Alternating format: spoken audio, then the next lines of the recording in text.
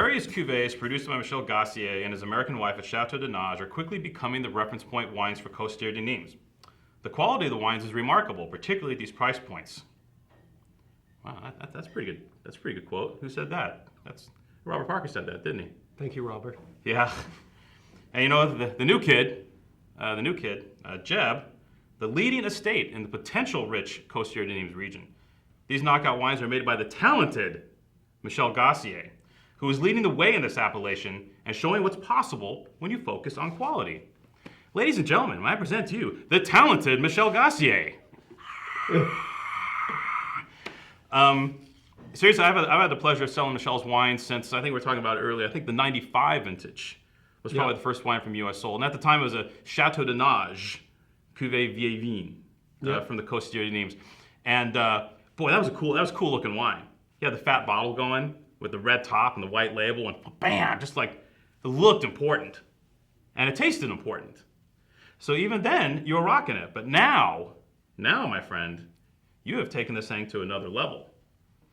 Well, what is, if you could tell me real quick, just what is the difference? Okay, 95, that wine was great.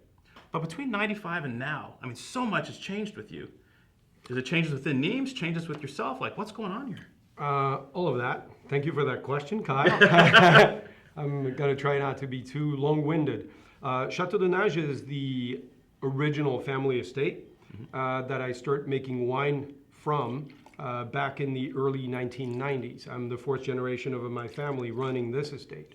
And later on, as I discovered what was the potential of Costières de Nîmes, my wife and I had our own project, which is the Michel Gassier branding, and we set out to acquire vineyards that to us had the important features that we were looking for in order to make wines with balance and freshness. So these wines actually come from different terroirs than Chateau de Nage, so that's one of the reasons why they are different. The second is, as a winemaker, I now have over 20 vintages under my belt, and I think that you evolve. What's important to you when you're a young, budding winemaker where you're looking to impress people, I think that once you have a few vintages behind you, you're trying to really think about what's important and what are the wines that you want to drink.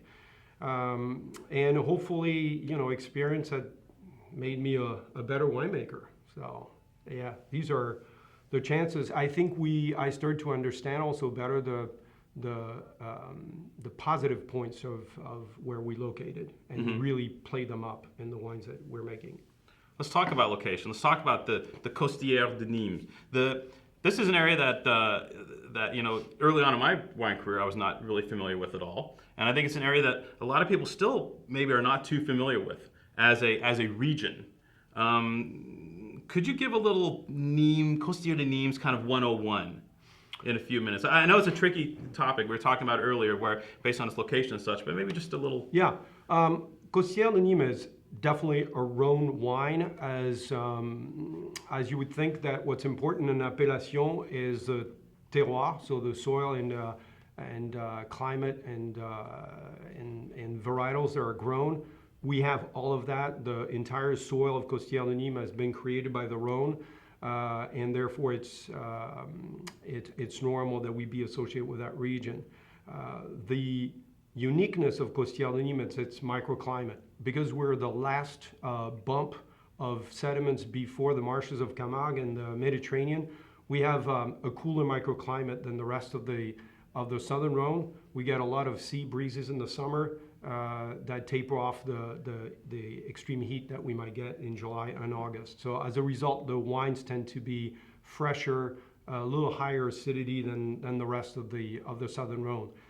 You're referring to some of the confusion that exists as to where does Costières de Nîmes belong, and this is a very vast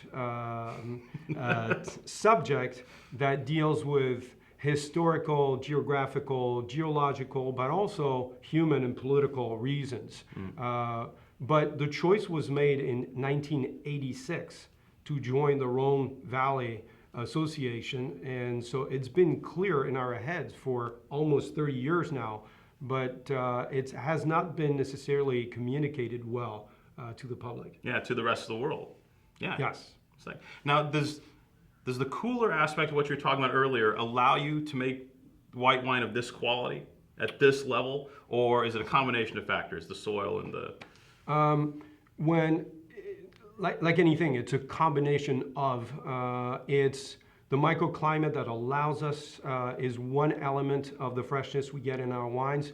Second element is the technical choices I've made in vineyards management and winemaking style, such as, for example, early picks on the whites, and also a contributing factor.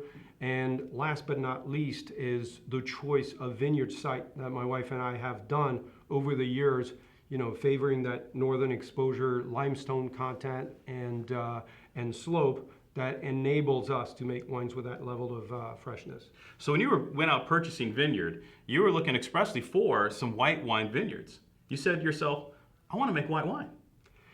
Well, that seems almost a bit opposite of what a lot of folks in the Rhone would be doing. I think a lot of folks would be digging for like, oh, I'm going to find more 90-year-old vine Grenache. I'm going to find more 80-year-old vine Syrah. But in fact... Yeah, it's true that we found some great vineyard site for whites. I also believe that what I've found over the years is those sites are really good for Grenache as well.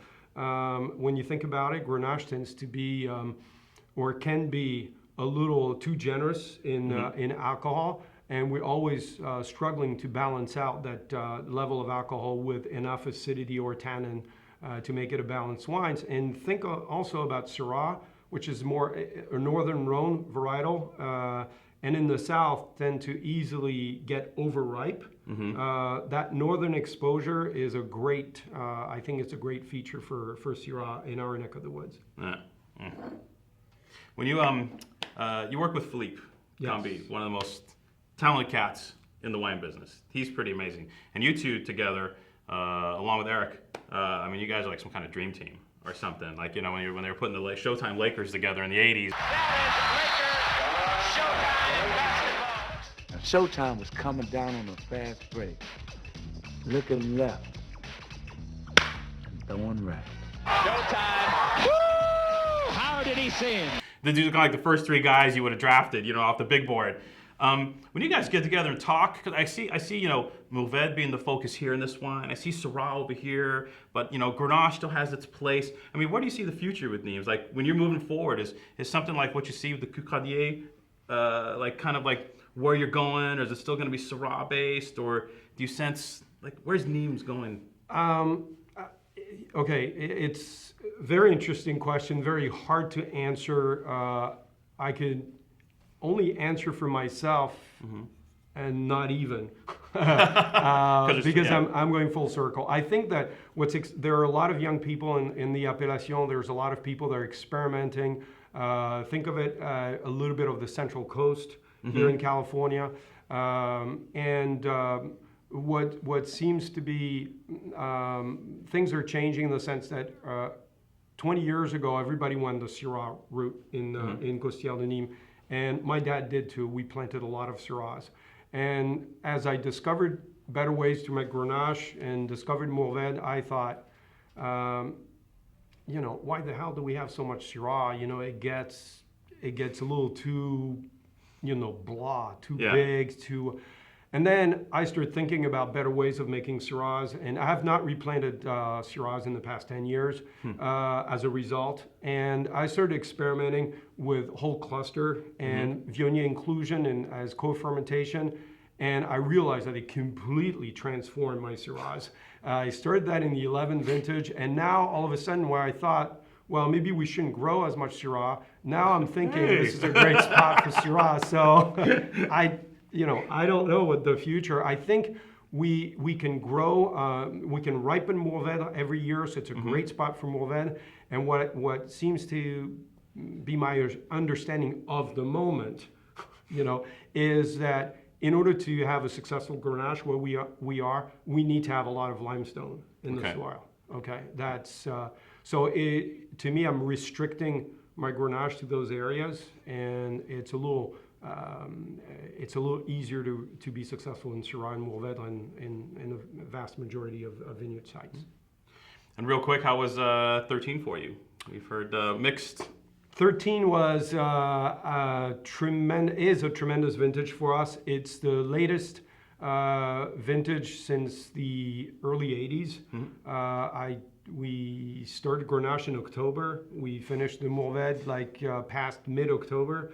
But typically, if you don't have bad weather conditions, those late ripening vintages are best because we've got higher acidity, very deep colors, and the wines are overall very balanced. So we're very excited. I know that 13 is going to get mixed press because some regions had a harder time, but where we are, it's a beautiful, beautiful vintage.